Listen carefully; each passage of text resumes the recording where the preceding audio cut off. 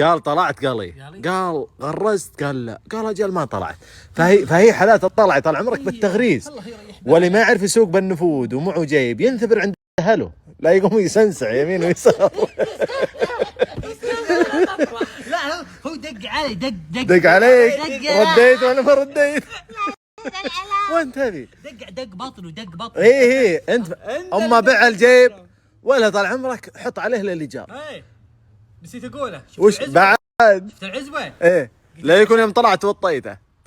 اعلم. لان العزبه وش قلت 20 كفره تنتظر عشان يرتفع، عشان يطلع من حطيت العزبه تحت الكفره. العزبه توطيته. لا ما طلع. شفت الفرشاي؟ ايه الفرشاي شريه جد، درعت وحطيت تحت الكفره تشلق ما طلع. ليه ما حطيت روحك مرة واحدة؟ باقي بس رجلي.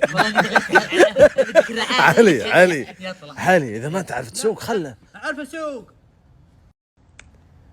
تعرف تسوق وأنت ساعتين مغرز. أعرف أسوق بس إنه لا نسمت الكفرات. شفت يوم طلع ياكلني على الجنط.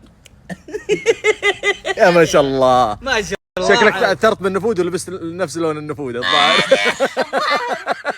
تطلع ثاني مرة ولا لا؟ لا أبد ولا تعوده. ما تعوده.